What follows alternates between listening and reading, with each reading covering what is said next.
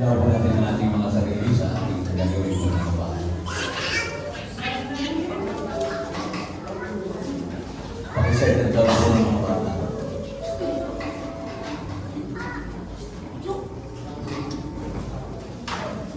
Tayo pong lahat ay sumandali yung buhok. Tayo pong lahat ay manalangin.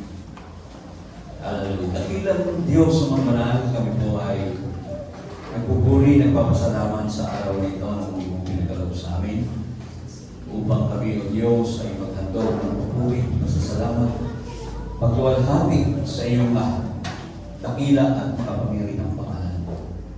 Una sa lahat, Ama, hinihiling po namin na gawin mo kami karapat-dapat sa aming gagawin pananampalataya. Patawarin mo kami sa lahat ng aming mga pagkukulang, lahat ng aming mga inisip, sinalita at ginawa, Diyos, na hindi namin tatanggap sa iyo. Patawad mo ito sa amin. At hinihiling din po namin, Panginoon, na ikaw ang siyang maglangis sa lahat ng mga gagamitin mo sa araw na ito, Panginoon, sa aming mga manunugtong sa mga awit. Lalo higit sa lalaking itatayo mo upang pagdala ng iyong mga salita. Tinataas din po namin sa iyo, Panginoon, ang aming mga kapatid na patungo pa sa lugar na ito. Ingatan po sila. At kaya makasama namin sila sa aming pananampalataya sa araw na ito. Lord, maasa po kami sa pangunguna ng iyong banal na Espiritu sa pasimula hanggang sa kausapan. At kaya mo, Diyos, na dumagoy ang pagpapala mula sa iyong mga banal sa Kristo. In the mighty name of Jesus Christ, we pray and give thanks. Everybody say, Amen. Amen.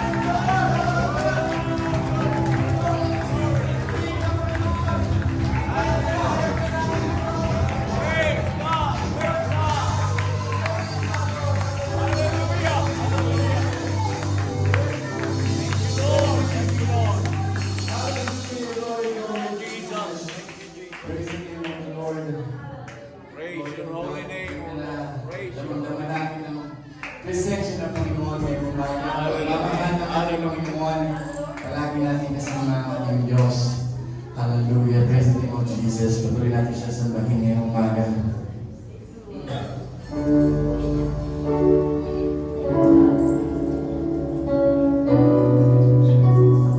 Pupurihin ka, Panginoon. Pagay na kaya hindi ka nagbabago.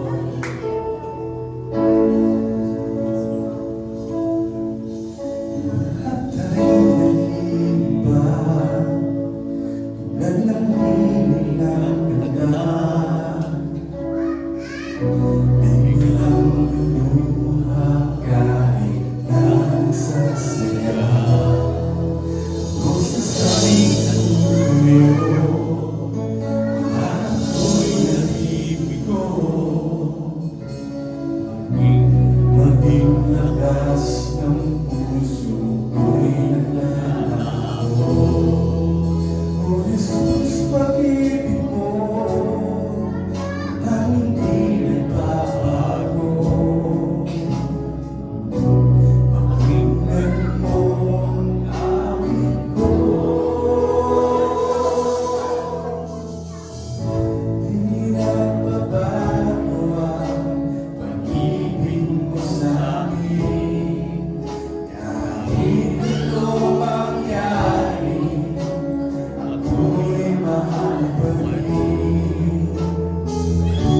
Mula kahapon at sa habang panahon, ikaw ang Panginoon.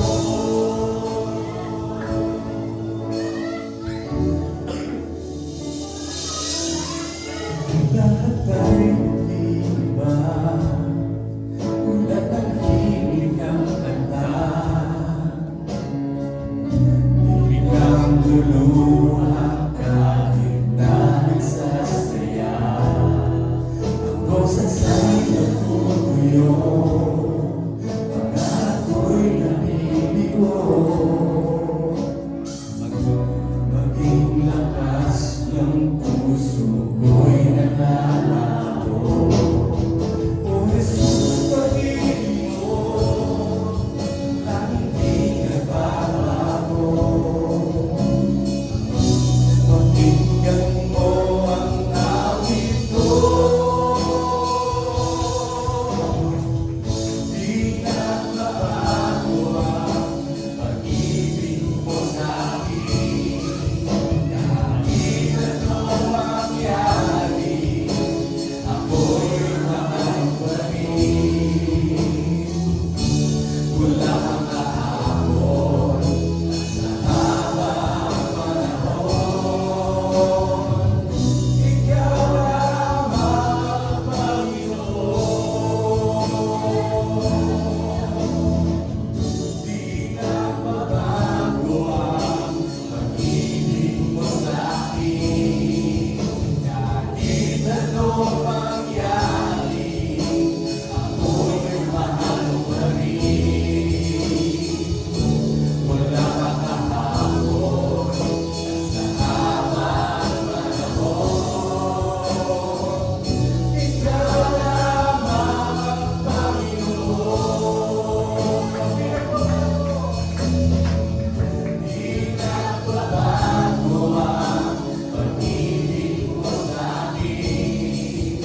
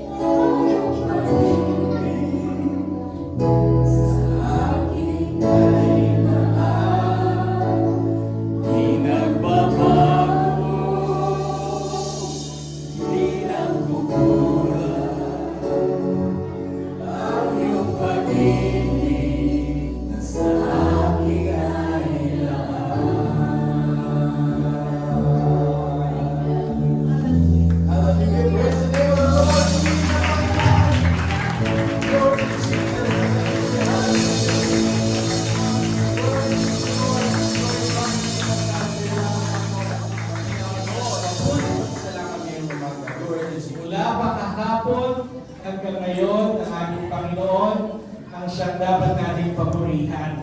At sa panahon ngayon, alam natin na simula na ng Kwaresma sa sanlibutan. Pero kung iisipin natin mga kapatid bilang mga Kristiyano, ay isa rin po ito sa mga events na dapat nating pinag-celebrate. Dahil ito talaga yung isang bagay na ginawa ng Panginoon para sa atin, sa ating kaligtasan. Ito yung panahon na inaalala yung katuparan ng pag-save niya sa atin mula sa ating mga kasalanan. Kaya hindi man natin ginagawa yung ginagawa ng karamihan dahil nakabase lang tayo sa Bible, pero ito po ay isang selebrasyon na dapat natin inaalala rin naman bilang mga Kristiyano. At dahil po dyan sa mga realizations na yan, ay tinuruan po tayo ng Panginoon. Ang core team po ay nagkaroon ng meeting last Sunday. Ano po ba meron sa gawain natin every last Saturday of the month? Overnight. So we have our worship marathon, our prayer and fasting. Yun po yung ginagawa natin every last Saturday of the month. Pero sabi nga, kung yung ginagawa natin ay hindi naman nakaka-fulfill ng objective, willing tayong mag-adjust at alamin kung paano natin madadala yung mga gawain ito. Sabi nga, we do not bring people to the church, we bring the church to the people.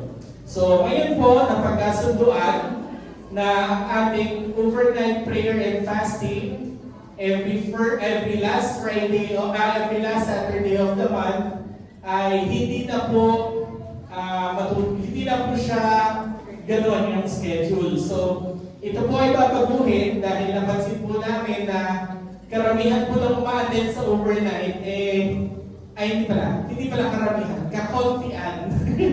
Kakontian lang yung nakaka-attend sa overnight dahil may mga trabaho. So yung iba na medyo may mga kondisyon na hindi na pwede magpuya.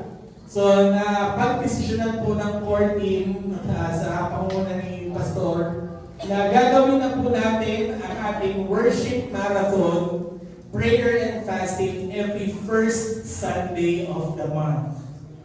So paano po magiging setup? So ngayon pong April, wala na po tayong overnight prayer and fasting.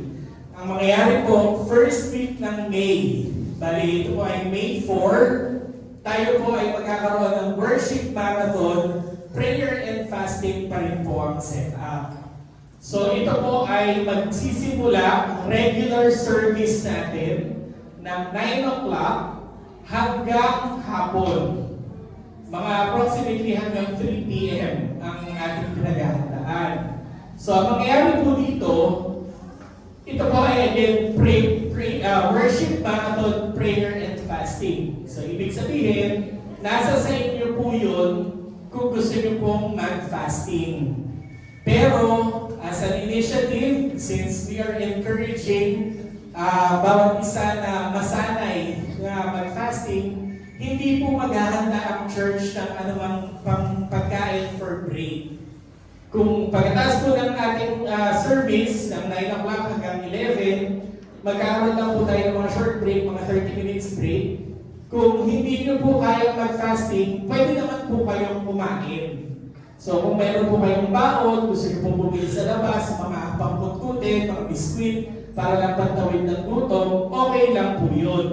Pero po sa mga gusto naman mag-fasting, damihan nyo na yung kain nyo day before, o kaya breakfast, kumain nyo ng heavy breakfast, para skip na po ang inyong lunch, yun ay pinaka-fasting nyo. Kung kaya pang fasting hanggang dinner, pwede rin naman. Nasa sa inyo po yun. Walang pilitan. So, ang mangyayari po dyan, again, first Sunday of the month. So, simula po tayo ng May 4, worship marathon, prayer and fasting. Ano po yung mangyayari? Service ng 9 hanggang alas 3 ng hapon. Magbe-break po after ng first service. Nasa inyo po kung kakain kayo o hindi. Kung gusto nyo po makibaka sa pag-fasting, pretty much yun po talaga yung goal na lahat makapag-participate sa fasting. So bakit po natin ito ginawa? Para po wala na tayong excuse. Kasi po nandito na rin naman tayo ng Sunday, kung wala naman kayong gagawin, kalimutan niyo muna yung mga labahin niyo mga kapatid dahil kinabukasan labahin pa rin naman yan. Ayan. So kung ano po, in-encourage po namin kayo na umaten. At for more details, may gusto yata i-share si Pastor. Good morning po ulit mga kapatid. Nagpasya po talaga ang core team na gawin yun. Kasi nakikita po natin na yung ating worship marathon ay konti lang po ang nakakadalo dahil natin nga sa ginagawa po natin yan ang gabi. But then, iniisip po namin na mas maganda po siguro kung gagawin natin ang araw. So, isang araw lamang sa Panginoon ang ating hinihingi.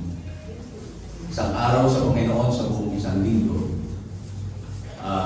Every Sunday lang po tayo nagkikita-kita. Now, siguro naman po hindi masyadong magiging mabigat kung once a month ay talagang iukol natin yung isang buong araw ng linggo para sa Panginoon. Inuulit po namin, ito naman po ay hindi sabilitan. Subalit ito po ay isang hakbang upang makita natin sa ating mga sarili kung gaano tayo talaga kaseryoso sa ating paglilingkod sa ating Panginoon. Mag-i-start tayo ng regular service ng 9 o'clock. So, kaya po worship marathon. So, regular service 9 o'clock, nakatapos ng 11. Magbe-break tayo doon ng 30 minutes and then tuloy na po tayo doon sa ating program. Yung pong ginagawa nating program sa overnight, gagawin na po natin ang araw para wala na pong makakapagsabi sa atin na hindi tayo, ayaw natin mapuya. And totoo naman yun, marami po sa atin na mayroong mga conditions, masama talaga ang mapuya. But then, kung sa araw naman po siguro, ay dito po natin makikita gaano mo ko talaga kamahal ang Panginoon. Can you really give a day, one day lang, na talagang iuukol mo yung buong araw na yon, magpupuri ka, magpapasalamat ka sa Diyos, at mananalangin doon sa ating prayer focus. Yun po ating worship marathon, meron po tayong prayer focus doon. We are praying for a certain na layunin, sama-samang nananalangin, nagkakaisa. At yun po ay mahalaga sa ating Panginoon. Kaya I am encouraging everyone this May 4, this coming May 4, na ibigay na natin yun para sa Panginoon. Subukan lang po natin. Ngayon, I believe, nagsisimula naman po kasi yan sa yung ating paglilingkod sa Panginoon, nagsisimula sa maliit hanggang sa lumaki ng lumaki. Makikita po natin kung gaano tayo pwedeng magsakripisyo para sa Diyos because God sacrificed everything for us. So, isang linggo lamang po, isang linggo sa buong isang buwan na tayo ay ibibigay natin yung buong araw na yun. Saturday pa lang, ihanda na natin ang ating mga sarili na bukas makikipagharap ako sa Panginoon. Buong araw kaming magsasama, buong araw ko siyang pupupurihan, buong araw ng linggo. Actually, hindi pa nga po sapagkat magsisimula lang tayo ng 9 o'clock at most probably matatapos po tayo ng mga 3 o'clock. At katulad po ng binanggit ni Brother Derek, hindi po tayo maghahanda ng kahit na anong pagkain. So, yung po mga nagnanai, yung takot magutom, at hindi kaya mag-fasting, you can bring your own food. Siguro naman, kung kakain tayo sa umaga ng medyo heavy, ay hindi po masyadong magiging mabigat. Kung magdala lang tayo ng pamatid gutom, at hanggang 3 o'clock pag-uwi, ay siguro pwede na uli tayo kumain. So, balik po sa gustong magpasimula na fasting. Paano ba yung fasting? So, actually, pag fasting po, ang talagang fasting, hindi ka kakain ng kahit ano. At kung one day fasting lang po, pati po tubig. Pero sa panahon po ngayon, medyo mahirap. No? Pero sa atin, kung kaya natin, why not? Pero kung hindi kaya, sabi nga, abstinence na lang. Yung ating lunch ay hindi tayo magla-lunch. So pagkatapos na lang ating break, pag-uwi natin sa bahay. And subukan niyo po ito, Panginoon. Subukan niyo po ito. At makikita niyo po na mayroon po itong magandang epekto sa ating mga buhay. Lalo-lalo na po sa ating spiritual life. So, maraming salamat po at inaasahan po na May 4, magkikita-kita tayong lahat para doon sa ating worship marathon. At tayo po ay manalangin sa ginawa nating pagbibigay. Dakilang Diyos, maraming po salamat sa lahat ng mga biyaya na aming natanggap at dalangin namin Panginoon na magamit pa ito sa ikalalago ng iyong gawain at ikaw po patuloy po mag-bless sa lahat ng aming mga pinagkukunan at ang aming mga resources, aming mga trabaho, sa mga negosyo, Lord, ikaw Panginoon ang patuloy na magpala. At patuloy mo po itong ingatan at gamitin mo pa sa lahat ng mga plano mo sa aming gawain. At ang lahat ng ito, Panginoon, ay pinaulit namin in Jesus' mighty name we pray, give thanks. Amen and amen. Tayo po idadako na sa salita ng ating Panginoon na dadalhin sa ating ni Brother Gavin. Talampakan po natin ang Lord. Kaya lahat mga kapatid. Basahin po natin ang ating pong mga Biblia sa Isaiah chapter 55 verse 10 to 11. Isaiah 55 10 to 11, ang sabi po rito, ang ulan at yelo na bumabagsak mula sa langit ay hindi na nagbabalik, kundi dinidilig nito ang lupa. Kaya lumalago ang mga halaman at namumunga at nagbibigay ng butil na panghasik at tinapay upang maging pagkain. Gayon din naman ang mga salita na lumalabas sa aking bibig. Ang mga ito'y hindi na babalik sa akin na walang katuturan. Tutuparin nito ang aking mga balak at gagawin nito ang aking ninanais. Ang pag-uusapan po natin ngayon mga kapatid ay the season of God's Word. Manalangin po tayong lahat. Father God in heaven, in the name of Jesus, sa oras pong ito, kami po ay minsan pa nagpapasalamat sa inyo pong kabutihan, sa mga pagpapala na inyo pong ipinagkaloob sa inyo pong mga anak. At sa oras pong ito, kami po ay patuloy na humihingi ng pagpapalang espiritual na siyang ibigay niyo po sa bawat isa po sa amin. Yes, Lord. At nawa marinig po namin ng malinaw ang inyo pong mga instruction, ang inyo pong mga rebuke, ang inyo pong mga reminder ngayong oras pong ito. At buksan niyo po ang aming mga tenga, ang aming mga puso upang tanggapin ng buong buo ang inyo pong mga salita. Sa oras pong ito, ipinagkakatiwala po namin sa inyo ang lahat. At kayo na po ang bahalang mangusap sa bawat isa po sa amin. Kayo na po, Lord, ang siyang humarap para po sa inyong lingkod sa oras pong ito. Kaluwalhatian mo nawa ang makita at hindi ang kanyang karumihan. At higit sa lahat na nanalangin kami, Panginoon, ng enjoyment sa pakikinig ng inyong pong mga banal na salita sa oras pong ito. At ito po ang aming pagsama at pagdalangin. In Jesus' name we pray. Amen. Amen. Praise the Lord. Sige po, palakpakan po natin muna ang Panginoon. Pagkabuti ng Panginoon sa bawat isa sa atin. And alam ko, meron tayong kanya-kanyang pagpapala na galing po sa Panginoon. And nakikita ko po sa inyong mga mukha ang blessing na galing sa Panginoon. Amen? Amen. Amen. Pwede niyo po bang tapikin ang iyong kaliwat kanan? Tapos sabihin mo, tanungin mo, sabihin mo, ready ka na ba sa salita ng Panginoon? Tapos syempre, sasagutin mo, sabihin mo, ready na. Praise the Lord. Alam niyo po mga kapatid, sa oras po ito, Sa oras na ito, sa moment na to mga kapatid, meron tayong tinatawag na Kairos moment. Sabihin nyo nga po, Kairos moment. Ano yung Kairos moment?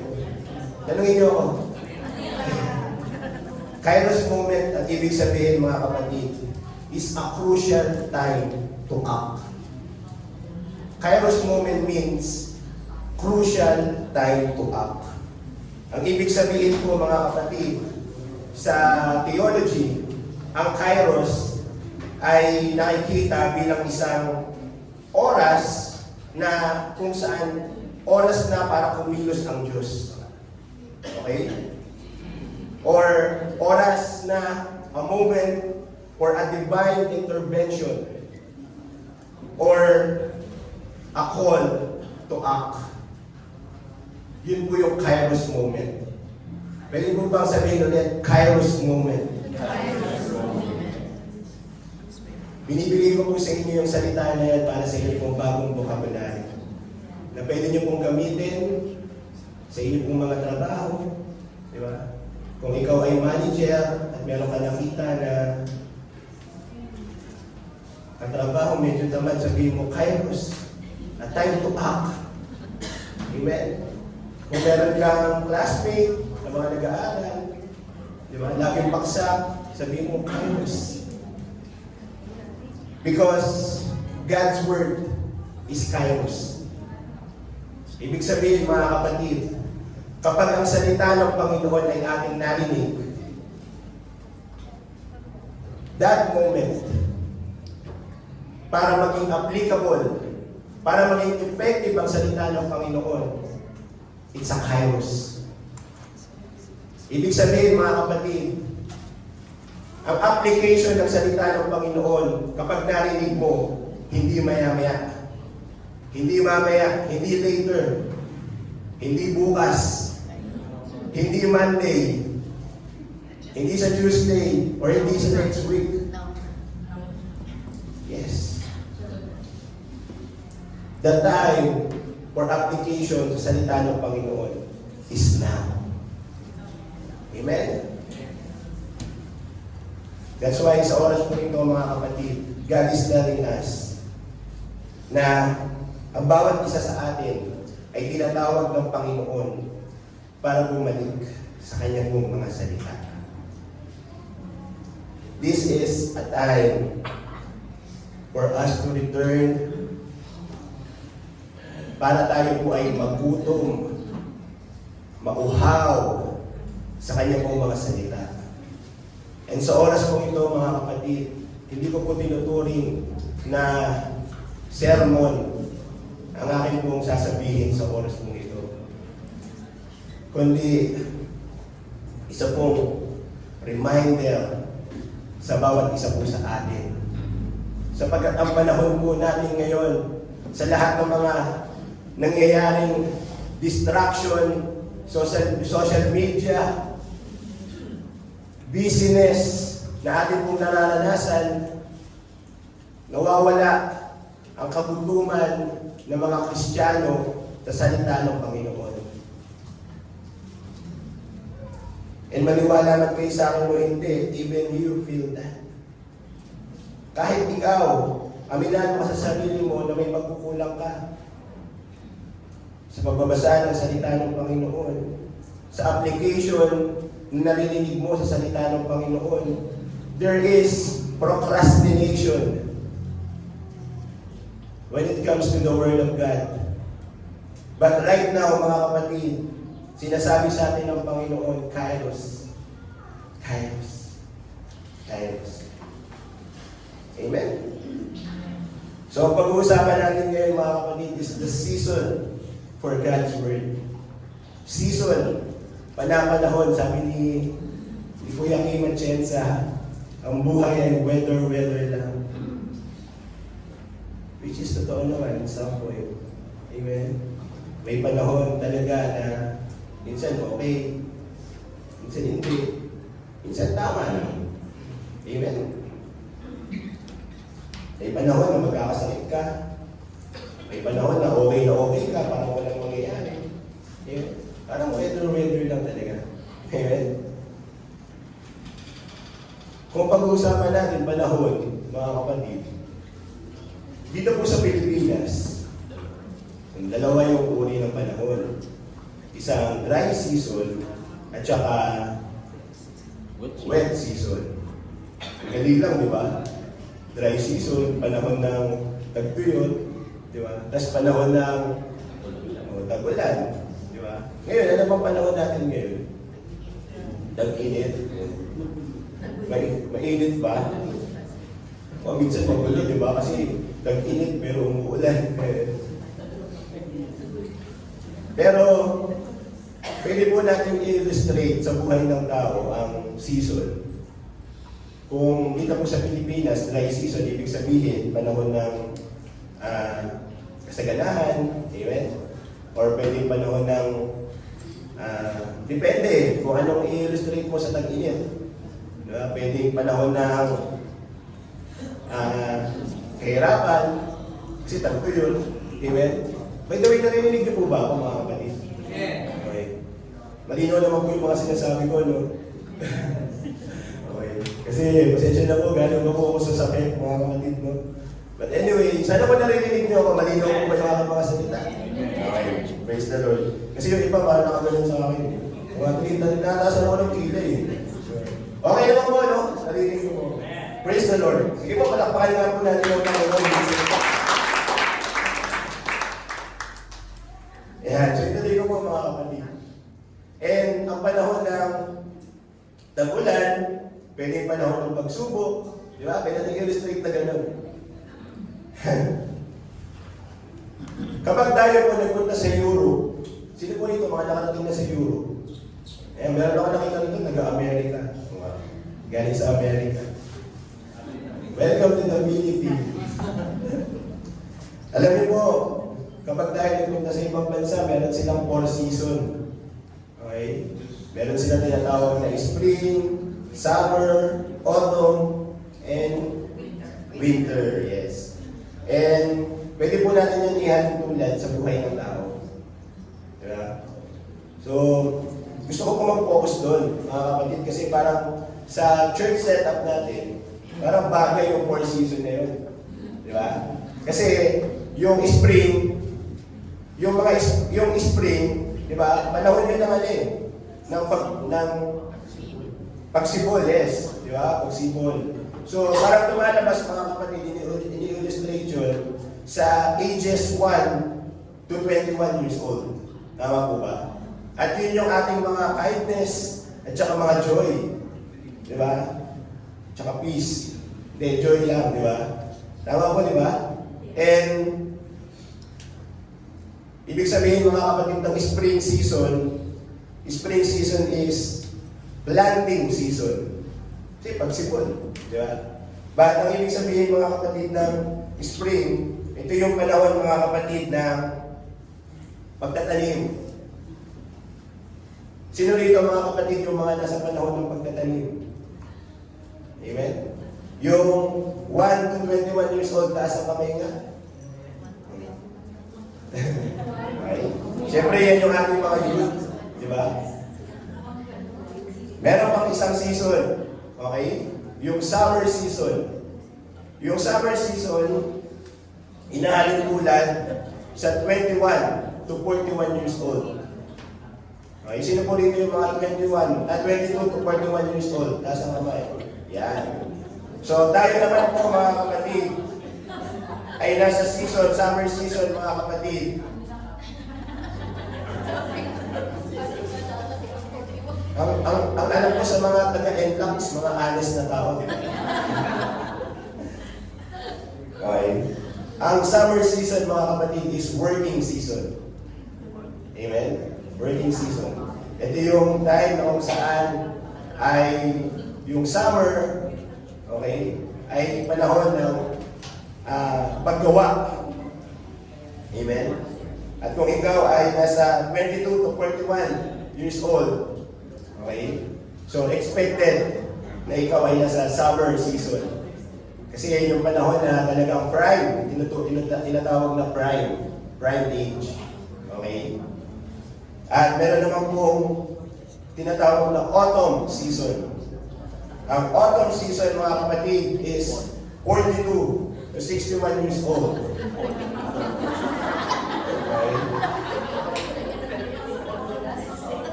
Pero, ang autumn season, mga kapatid, ay hindi na ako magpapataas na kamay kung sino kasi obvious naman kung sino. Ang autumn season, mga kapatid, is harvest season.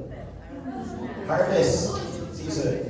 Ito yung time na kung saan na-harvest mo na yung iyong tinanim at napagtrabahuhan. Amen?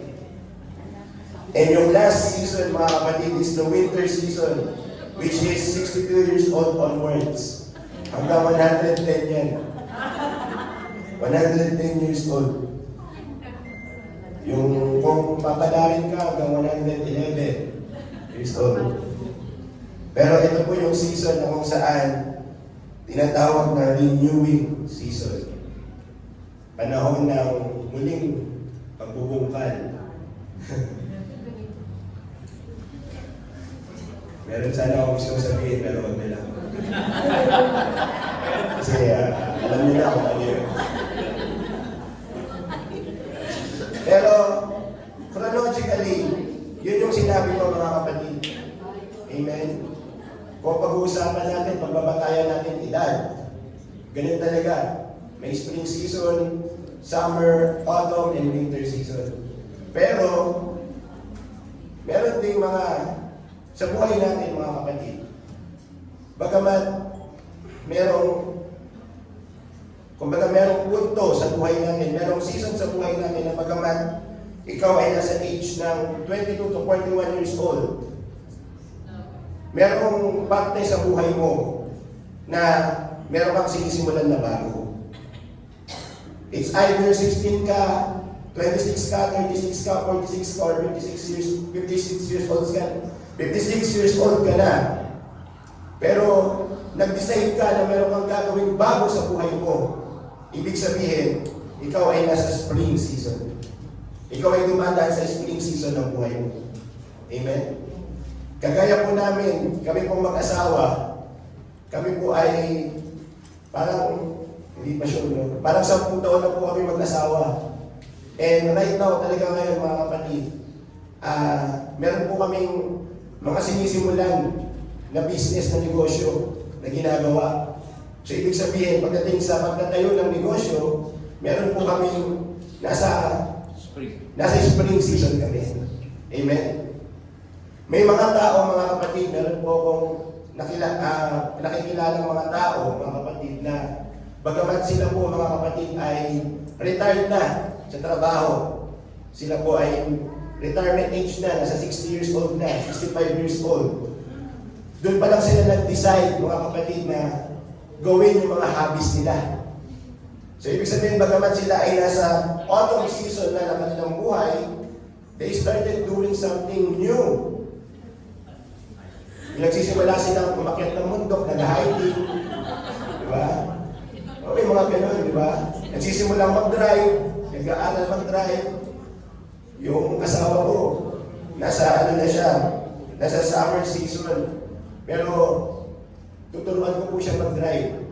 Di ba? So, babalik siya sa spring season pagdating sa pag-drive. Amen? So, nag-igas ba natin mga kapatid?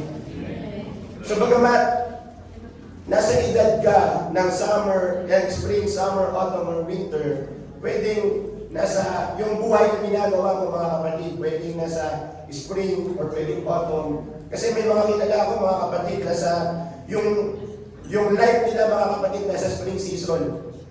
Ano sila mga kapatid? Teenager. Pero grabe, multi-millionaire na.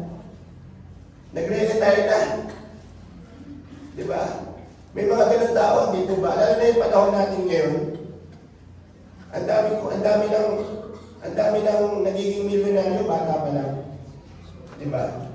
So, kumbaga yung finances nila, nasa ano na, kumbaga nasa autumn season na. Nag-harvest na sila. So, naigas po ba natin mga kapatid? Iba-iba ang season. Wait natin sa edad. Or pwedeng iba-iba yung season na pinagdadaanan natin sa buhay. Pero bilang mga Kristiyano, mga kapatid, lahat ng season na yan, under sa season ng salita ng Panginoon. Amen? Ang season na yan, mga kapatid, na pinagdadaanan natin, laging nakapailalim sa season ng salita ng Panginoon. At yung salita ng Panginoon, mga kapatid, walang season-season. Right. Lagi ang uso. Lagi ang related. Lagi ang relevant. Ano mang season ang pinagdadaanan natin sa buhay natin. Amen. Palakpakan po natin ang Panginoon.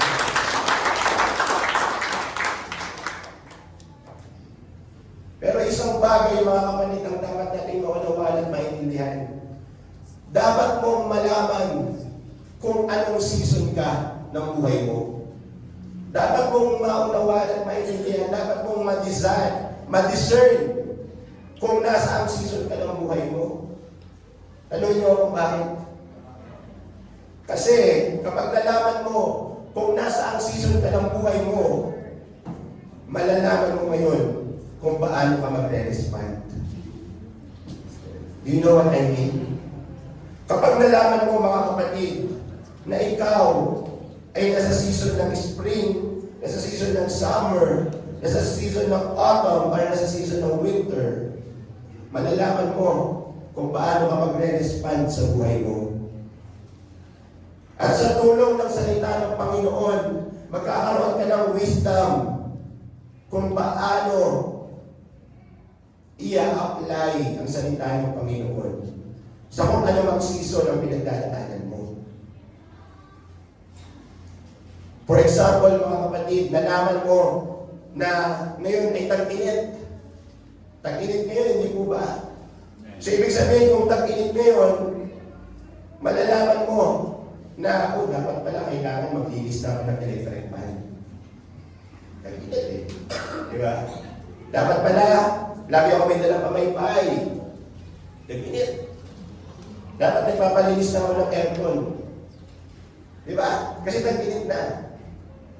Kapag nalaman mo na tag-ulan na, ano gagawin po natin? Lagi na tayo magdadala ng payong. Kasi tag-ulan na eh. Amen? Or magdadala ka ng kapote. Or magsusuot ka ng jacket. Pero kasi dito sa Pilipinas, kahit tag-init, ang mga tao nagsusuot ng jacket. Di ba? Kasi nakakapogi naman talaga. Kahit na pawis ka na, di ba? Nagsusuot ka ng jacket. Pero, ang ibig ko lang sabihin, mga kapatid, kung ano bang season ang pinagdadaanan natin, dapat alam mo kung anong season ka. Kasi may mga tao, mga kapatid, nasa summer season na siya, pero hindi pa rin niya nalalaman, mga kapatid, kung ano yung mga gusto niyang simulan.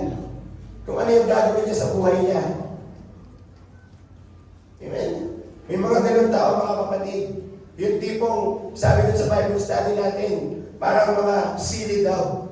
Parang mga kalapate. Di ba? Na lumilipad, na hindi alam kung saan yung direksyon na pupuntahan. Bakit? Kasi hindi alam kung nasa ang season na siya ng buhay niya. Kaya napaka-importante, mga kapatid, na maunawaan at maintindihan ng isang Kristiyano kung nasa ang season na siya ng buhay niya. Para gumana sa kanya ang season ng salita ng Panginoon. Para mas maging effective sa kanya. Para mas maging relevant sa kanya ang salita ng Panginoon. Kasi ang salita ng Panginoon, mga kapatid, is always relevant sa ating mga buhay. Amen.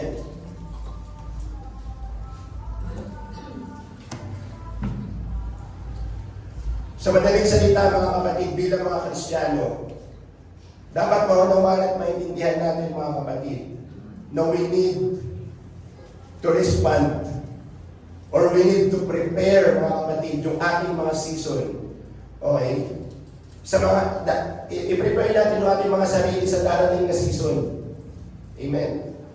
So sa madaling salita, mga kapatid, kung season ngayon ang salita ng Panginoon, Kung season ngayon mga kapatid of God's Word, kailangan prepare din tayo lagi spiritually. Amen. Yun yung tanong ko sa iyo right now. Are you prepared spiritually? Natanggapin ang salita ng Panginoon. Kung babasahin natin mga kapatid yung 2 Timothy chapter 4, verse 2 to 4, bakit kailangan natin maging prepared? Okay? Sa salita ng Panginoon, sa season ng salita ng Panginoon. Bakit? Kasi ganito yan mga kapatid. Iniatas sa atin, iniutos sa atin mga kapatid. Sabi po nito, ipangaral mo ang salita ng Diyos. Pagsikapan mong gawin yan, napapanahon man o hindi. Ano raw po yung dapat natin gawin sa salita ng Panginoon?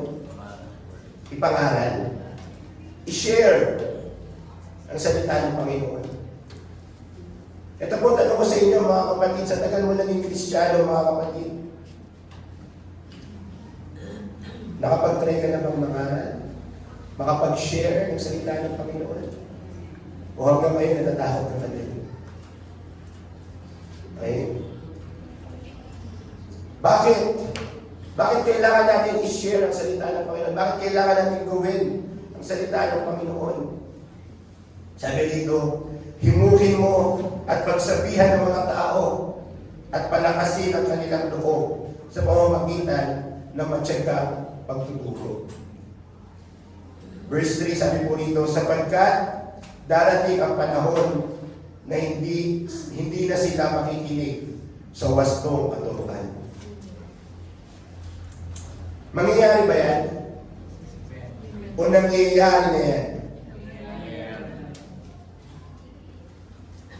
Then what Christians do? Anong ginagawa ng Kristiyano kagaya mo? Meron kasi tayong tendency na bilang isang Kristiyano, hindi ko trabaho yan. Trabaho yan ng mga leaders. Trabaho yan ng mga preachers. Amen. But the truth is, kung hindi ka magre-response sa season ng salita ng Panginoon, darating ang panahon mga kapatid, yung mga kasama mo sa bahay, mga kaibigan mo, mga kakilala mo mga kapatid, darating sila sa punto na hindi na sila makikinig sa wastong katuruan. Kaya sinasabi dito mga kapatid, napaka-importante sa isang Kristiyano na alam niya yung season. Kaya sinasabi ko sa inyo mga kapatid, ngayong season of God's Word. Amen. Ano pa? Sabi rito, sa halip, susundin nila ang kanilang hilig. Maghahanap sila ng mga tagapagturo na walang ituturo, kundi ang ibig lamang nilang marinig. Nangyayari po ba yan mga kapatid? O nangyayari na? Verse 4, hindi na sila makikinig sa katotohanan. Sa halip ay ibabaling ang kanilang pansin sa mga katang isip. Amen. Amen. We respond, mga kapatid, sa season ng salita ng Panginoon by sharing it, by obeying it, and by holding on to it. Amen. Right. Kaya napaka-importante mga kapatid. We know that this right now, Kairos, is the season of God. Season of God's Word sa oras na ito. Kaya nga, napaka-importante mga kapatid. Iba-iba yung season natin eh. Di ba? Meron tayong kanya-kanyang season ng buhay natin eh. Sabi po dun sa Ecclesiastes, may kanya-kanyang panahon. Ang bawat panahon. Di ba sa Ecclesiastes, chapter 3, verse 1 to 8, may season ng pagkamatay, may pag-season ng pagkabuhay, may season ng pagkasira, may season ng pagkabuo. Di ba? May kanya-kanyang season yan eh. And ano man yung season na pinagdadaanan natin sa oras na ito, kailangan natin mag-respond bilang mga Kristiyano sa salita ng Panginoon. At paano tayo magre-respond doon, mga kapatid? Sa pakikinig lang ba? Sa pagtango lang ba? Tama. Dahil pagkatapos nun, wala ka nang ibang gagawin. Paano ka magre-respond sa salita ng Panginoon, mga kapatid? Kagaya ng pag nalaman mo ang season ng tag-ulan, di ba? Kukuha ka ng payong, magpe-prepare ka. Ihanda mo yung sarili sa panahon ng tag-ulan. Di ba? Ito nga malapit, mga kapatid, kapag nalaman mo na may paparating na bagyo, season na may darating na mga bagyo, di ba? Mag-grocery ka, di ba? Maghahanda ka. Di ba? Sabi ni Ma'am Tani, maghanda po tayo kasi may parating na bagyo. Kaya anong ginawa mo, nagluto ka ng pansit, ng spaghetti, kasi naghanda ka. Nag-gets mo nung iba yung iba yung nag-gets. Diba? Pero maghahanda tayo kapag may parating, di ba? And ganun din ang salita ng Panginoon, mga kapatid. Kapag season na, mga kapatid, ng salita ng Panginoon, you prepare yourself. Di ba? Kaya kailangan natin, mga kapatid, i-posture yung ating sarili kung paano tatanggapin ang salita ng Panginoon. Paano mo tatanggapin ang pagpapala ng Panginoon kung hindi ka ready? Kung hindi nakabukas ang palad mo. Di ba? Walang pinagkaiba yan, mga kapatid, dun sa isang bansa. Alam niyo ba yung istorya na yun, mga kapatid? Merong isang bansa sa Africa na nagpipray para umulan. Tapos, pray sila ng pray. Hindi magkaulan, hindi magkaroon ng ulan. Okay? Lahat na ng Diyos na meron sila, nagpray sila para magkaroon ng ulan. Ang daming pray, ang daming Diyos sa bansang yun. Lahat ng Diyos, nagpray sila para umulan. Until one day, mga kapatid, merong isang bata, mga kapatid, na nagpray sa one true God.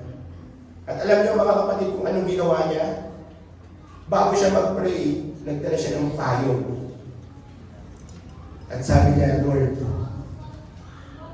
I pray for rain to come. At alam niyo kung ano nangyari, mga kapatid?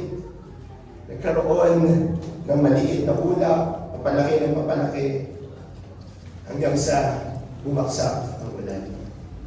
Bakit nangyari yun, mga kapatid? Kasi mayroong isang bata na nag-prepare sa pagpapala ng Panginoon. Gusto mo ba natin ang pagpapala galing sa salita ng Panginoon? Then posture yourself kung paano mo tatanggapin yun. You respond to it.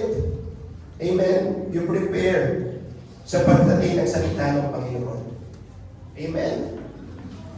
Amen po ba? Amen. Ano walang agree? Amen. Alam niyo po ba, mga kapatid, na makapangyarihan ng salita ng Panginoon? Makapangyarihan ng salita ng Panginoon. Ito nga yung nakakapagtaka. Alam natin yung kapangyarihan ng salita ng Panginoon. Merong kapangyarihan ng salita ng Panginoon. Pero hindi natin minamaximize yun. Hindi natin ginagamit yun. And sometimes, hindi natin pinagkakatiwalaan.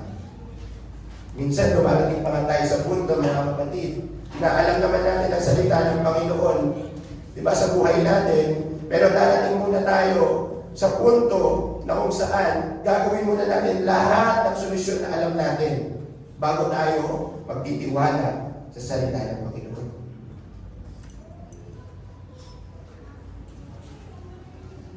May tinamaan. Di ba? Sabi po sa Hebrew 4:12, ang salita ng Diyos ay buhay at mabisa, mas matalas kaysa sa alinmang tabak, nasa makabilay may talim. Ito'y tumatagos maging sa ikaibuturan ng kaluluwa at espiritu, ng mga kasukasuan at buto at nakakaalam ng mga iniisip at binabalak ng puso. Makapangyarihan at mabisa ang salita ng Panginoon. Alam niyo kung paano natin makikita yung kapangyarihan ng salita ng Panginoon? Noong nakaraan mga kapatid, nakaraang overnight, gusto ko itong balikan. Meron pong mensahe ang Panginoon na gaano ba makapangyarihan ang salita ng Panginoon. Di ba? Kasi sinasabi ng mga tao, lalo na kapag mga atheist, sulat na kamay lang naman yan ng tao. Di ba? Ano lang naman yan? Libro lang naman yan. Words on paper lang naman yan. Yung sinasabi ng mga tao. Di ba? Pero gaano ba makapangyarihan ang salita ng Panginoon? Di ba? Simulan po natin mga kapatid sa Bible. Ano po ba yung itsura ng Bible mga kapatid? Or ano bang specification ng Bible? Ang Bible mga kapatid ay merong 66 books. Tama po ba? Okay. Tapos, meron siyang 39 books sa Old Testament, meron siyang 27 books sa New Testament. O hindi nyo alam yun kasi hindi kayo nagbabasa ng Bible. Ngayon, alam nyo na. Yeah. Ito pa mga kapatid, ang Biblia mga kapatid, isinulat ito, nabuo itong Bible mga kapatid, almost 2 years bago siya nabuo, bago siya nasulat. Okay? Ay hindi. 2,000 years pala mga kapatid. Almost 2,000 years bago nabuo yung collection ng Biblia. At isinulat ang Biblia mga kapatid sa 40 different authors. Sinulat siya mga kapatid ng 40 different authors with different backgrounds.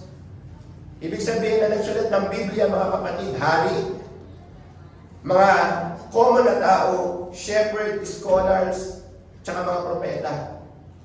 Pero dito ka magtataka mga kapatid ha. Okay? Ito pa, ang Biblia isinulat sa 3 kontinente. Okay? Isinulat siya sa 3 different locations around Iraq, Egypt, Israel, Judah, and other Gentile nations. Ay ang Biblia. Pero dito ka magtataka mga kapatid, bagamat ang Bible mga kapatid isinulat ng 40 different people na iba-iba yung background. Kasi maintindihan pa natin kung pare-parehas hari yung nagsulat. Di ba? Kasi pare-parehas ng mindset yan yung mga hari. Or pare-parehas ng mindset, di ba? Ang mga common people. Di ba? Or pare-parehas na shepherd yung nagsulat ng Bible. Pero hindi eh. Iba-ibang tao ang nagsulat ng Bible. Pero, bagamat iba-iba ang nagsulat ng Bible, sabi dito mga kapatid, walang contradiction at all. Di ba? Super makapangyarihan nun mga kapatid. Di ba? Kasi isa yung patunay mga kapatid na bagamat maraming author na nagsulat ng Bible, isa lang yung pinanggagalingan nung lahat nung nagsulat nun. Merong isang master plan. Okay? Merong isang master author mga kapatid, ang Biblia. At walang iba kundi ang ating Panginoon. Bagamat maraming writer ang Bible, meron lang isang author. At yun ay ating Panginoon. Amen. Ano pa mga kapatid? Napaka-makapangyarihan ng Bible mga kapatid. Dahil sa salita ng Panginoon. Ito lang ang Biblia mga kapatid. Ang Biblia lang mga kapatid. Ang merong kapangyarihan mga kapatid or merong convincing power. Di ba? Na, sige ganito yung gawin natin mga kapatid. Sino rito nagbabasa ng cookbook? Di ba? Nagbabasa kami ng cookbook. Lahat dito magagaling na magluto. Sabihin natin mga estudyante, mga academic. Di ba? Nagbabasa tayo ng mga academic book natin. Nagbabasa tayo mga kapatid ng mga pocket book natin. Meron pa bang gano'n? Pocket book. Di ba?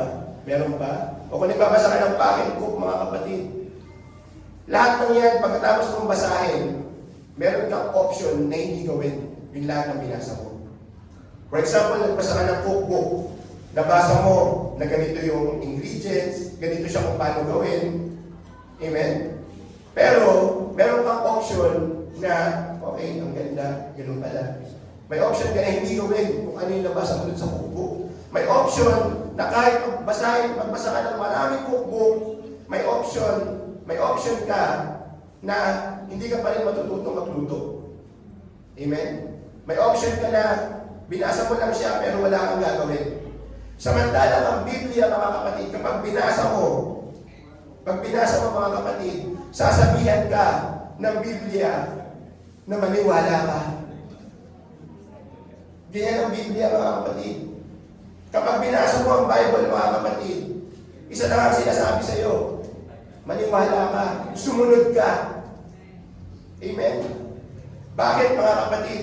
Kasi ang Bible, ang salita ng Panginoon, mga kapatid, okay, hindi lang siya papel, hindi lang siya salita, hindi lang siya word sa paper, mga kapatid.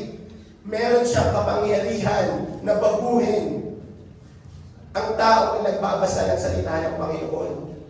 Hindi lang siya for information, para din siya sa transformation. Amen? Kaya napaka-importante, mga kapatid, na ang salita ng Panginoon, okay, ay may malaman natin, mga kapatid. Kasi ang salita ng Panginoon, mga kapatid, ay nagbabago ng buhay ng tao. Kaya niyang baguhin yung buhay ng bawat isa sa atin, mga kapatid. Sapagkat ang salita ng Panginoon ay buhay. Buhay. Buhay po ang salita ng Panginoon. Mga kapatid, buhay ang salita ng Panginoon. Amen? Buhay. Di ba? Mga kapatid, kailangan nating maramdaman at maintindihan, mga kapatid, na ang salita ng Panginoon alive. Buhay, hindi lang siya, mga kapatid, pinapangalan dito para ikaw ay ma-inspire, para ikaw ay matuto, or para ikaw, mga kapatid, ay maging better person. Mga kapatid, pinapangalan ang salita ng Panginoon para tayo magkaroon ng transformation, para maging handa tayo sa langit, para sumuling magbabalik ng ating Panginoon. Bakit? Kasi ang bawat isa sa atin, mga kapatid, merong tinatawag, mga kapatid, na natural sin sa ating mga sarili, na walang ibang makakapagbago ng natural sin na meron tayo sa ating mga dugo, kundi ang salita ng Panginoon. Hindi mo kayang baguhin ang sarili mo. Magagawa mo, mga kapatid, na magbago sa tulong ng salita ng Panginoon. God will inspire you. Amen? So, makita ng kanyang mga salita. Kaya kapag ikaw nagbasa ka ng salita ng Panginoon, binabasa ka din niya. Kapag pinag-aralan mo yung salita ng Panginoon, inaaral ka rin niya. Nagkits ba natin, mga kapatid? Ganun makapangyarihan ang salita ng Panginoon.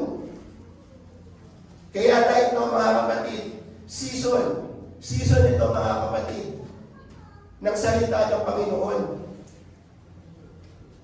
So kung season ito ng salita ng Panginoon, then why sometimes disregard the Word of God? Kung makapangyarihan ito, minsan bakit? Di ba? Tanong ko sa inyo, kamusta ba?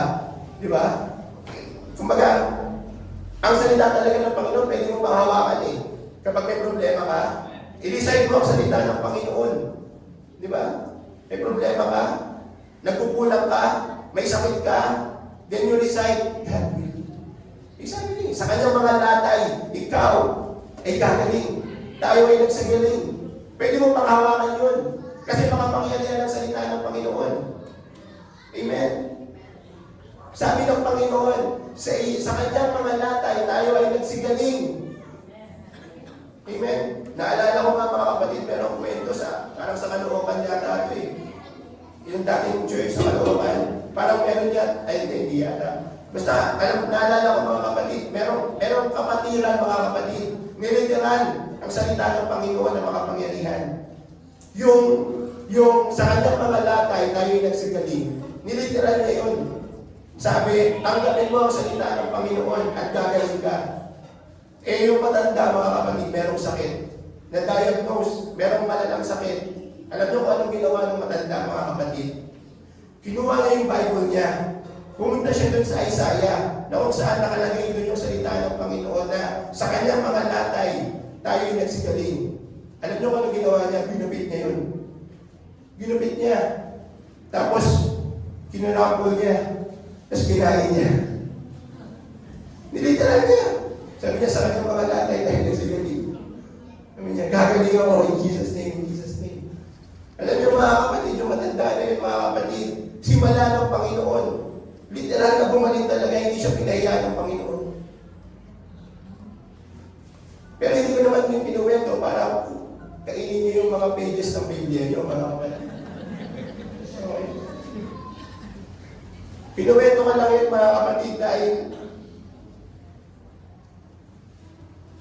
yun yung pananampalataya ng matanda na yun during that time. Diba? Desperado siya na makatikim ng miracle galing sa Panginoon. Diba? Pero makikita natin doon mga kapatid na totoo, makapangyarihan, mabisa ang salita ng Panginoon. Diba? Pero hindi ko po kayo ina-advise na kainin niyo po yung mga pages ng Bible niyo po.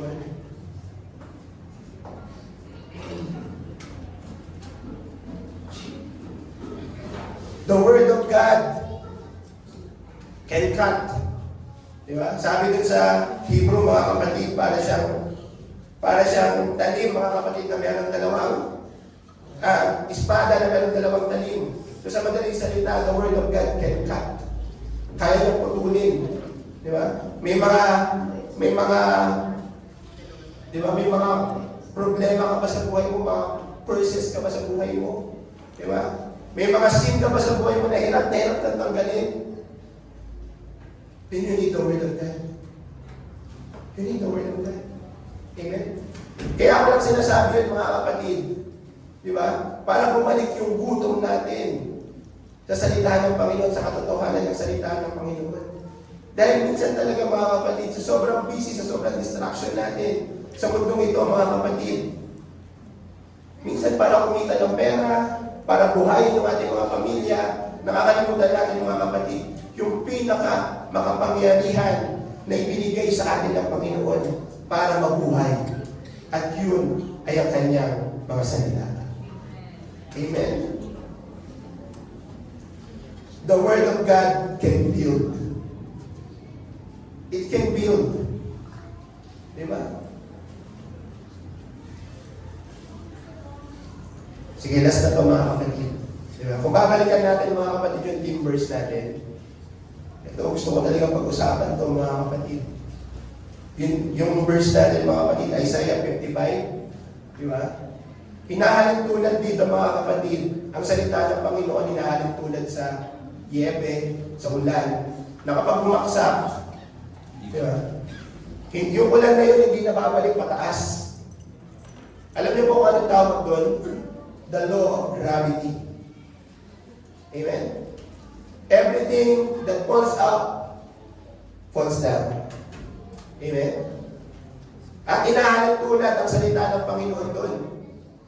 Ang salita daw ng Panginoon, mga kapatid, ay parang ulan, parang niebe na kapag bumaksak sa lupa, hindi na babalik pataas. Na ang sinasabi dito, mga kapatid, ang salita ng Diyos ay hindi na bumabalik ng walang kabuluhan. Kung ano ang salitang ipinadala ng Panginoon, kung ano yung salitang pinadala na gagawin ng Panginoon, mangyayari yun. Basahin na ako natin din mga kapatid. Gayon din naman ang mga salita na lumalabas sa aking bibig. Ang mga ito ay hindi nababalik sa akin ng walang katuturan. Tutuparin nito ang aking mga balak at gagawin nito ang aking mga ninanais. Mga kapatid, we need to always declare the Word of God in our lives. Why? Kasi kapag dineclare natin mga kapatid ang salita ng Panginoon, wala nang bawian yun. Yun yung sabi ng Panginoon. Kaya kapag ikaw merong sakit, at you claim healing, sinabi ng Panginoon, gagaling ka. Gagaling ka. Kapag sinabi ng Panginoon na magpapalain ka niya, I will provide for you. Magpapalain ka. Bakit? Kasi mga pangyarihan ng salita ng Panginoon. At kapag sinabi ng Panginoon that He will provide for you, He will provide for you. Hindi na babalik yung salita ng Panginoon na yun. Wala kang ibang gagawin kundi pagkatiwalaan yun. Amen? Eh bakit nag-worry ka pa rin? Bakit hanggang ngayon natatakot ka pa din? Eh sinabi nga ng Panginoon, fear not. Sabi ng Panginoon, fear not, for I am with you. Pero bakit hanggang ngayon natatakot ka pa rin? Bakit hanggang ngayon nag-aalinlangan ka pa rin? Eh sinabi na ng Panginoon, I will take care of you. I will never leave you. And I will never forsake you. Pero bakit hanggang ngayon? Hindi mo kaya pagkatiwalaan ng Panginoon. Bakit hanggang ngayon hindi ka nagtitiwala ng mga pangyayari ng Panginoon? Kapag sinabi ng Panginoon na gagawin niya yung sinasabi niya, mangyayari yun. Kasi gano'n ang salita ng Panginoon. Dahil mga merong konting pananampalataya. Amen? Kaya sa oras na ito, mga kapatid, we need to hold on to God's promises sa ating mga buhay. Amen? Huwag ka na matakot, huwag ka na mag-worry. Kasi pag sinabi ng Panginoon, gagawin niya yun. Mangyayari yun. Sabi mo sa kaliwat kanan mo, mangyayari yan. Meron ka matagal na pinagpipray? Meron?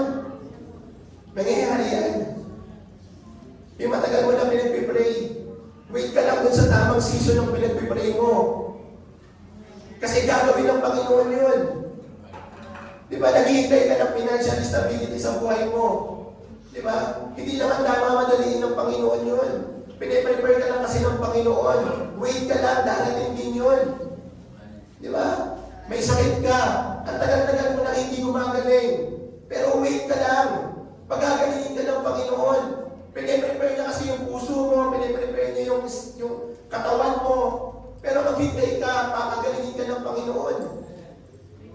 I-declare mo, mga kapatid, ang pangyayari, yung sasabihin ng Panginoon sa iyo. Amen? Amen! Pwede mo ba natin yung kaliwa? Kalang kamay natin, pwede mo ba natin ilagay sa ating mga puso? Come on. I want you to feel it.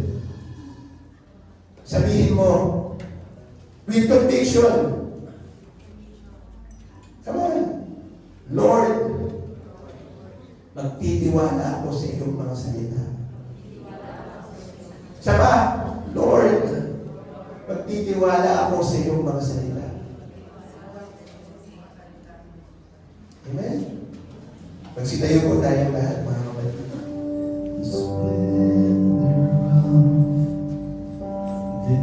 You know, church, right now, mararamdaman natin kung gaano kadakila ang Diyos. The moment you hold, you declare the power of His Word.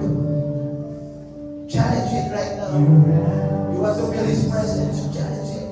Hindi mo matagal mo nang nararamdaman ng Panginoon. Hindi mo pa nararamdaman ng Panginoon. Then this is the time para sabihin sa Panginoon, Lord, pwede niyo ba iparamdam sa akin ang inyong message? Patunayan mo sa akin, Panginoon. Ano ba? Is our God. Sing with me how great is our God. And all will sing how great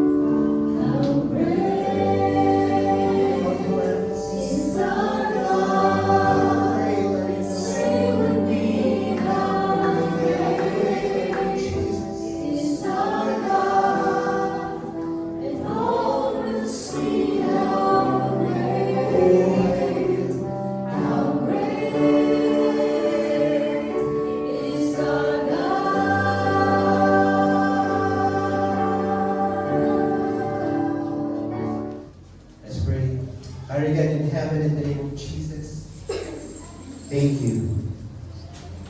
Salamat sa inyo pong mga salita. Salamat po, Panginoon, sa pagbibigay sa amin ng reminder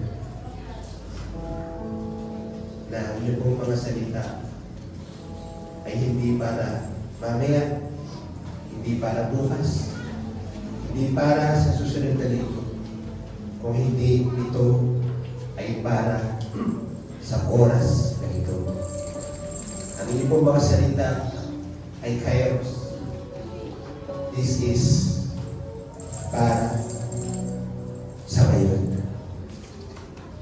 Lord, help us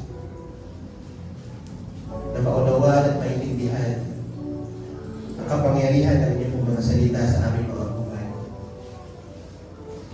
Na anuman yung mga pinagdadaanan namin, na anuman yung mga sitwasyon namin, anuman yung season, Panginoon, na hinaharap namin, tulungan niyo po kami na magtiwala sa inyo. Lagi niyo pong ipaalala sa amin, Lord. Lagi niyo pong mga pangako. Lagi niyo pong ipaalala sa amin, Lord, na ikaw ay buhay at nakikinig sa aming mga dalangin. Lord, sa oras ko ito,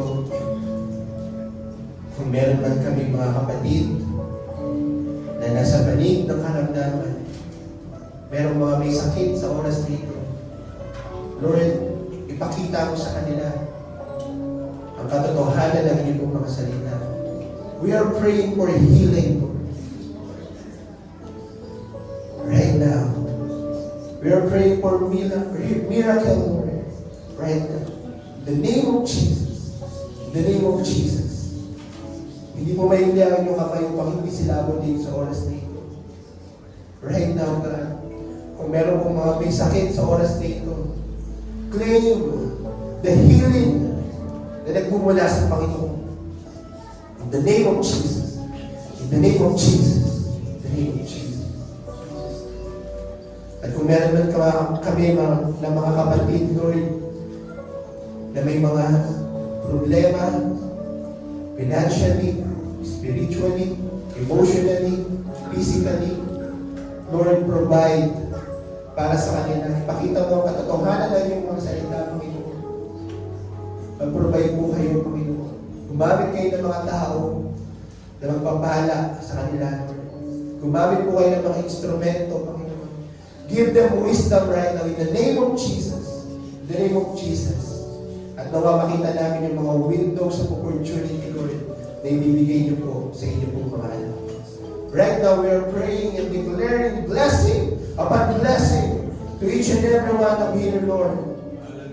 At alam namin, Panginoon, na pagtatagumpayin mo ang inyong pong mga anak na nag-i-struggle sa oras po ito. Right now, we declare it blessing and victory, Lord, in the name of Jesus Christ. The name of Jesus Christ. At patuloy na tulungan niyo po kami, Lord, na maunawaan at maintindihan na ang inyong pong mga salita ay relevant, effective season or out of season sa aming pong mga buhay. Salamat, salamat, salamat sa oras po ito. At ito po aming pagsama at pagdalangin. In Jesus' name we pray. Amen. Last po natin mga kapatid, tanggapin po natin ang pagpapala na galing sa Panginoon. Magpalain tayo sa ating mga trabaho, sa ating mga negosyo, at nawa gamitin tayo ng Panginoon sa ikaluunlad ng kanyang ministeryo. Ito po ating pagsama at pagdalangin. You're dismissed, mga kapatid. Magkabayan po tayo. God bless you.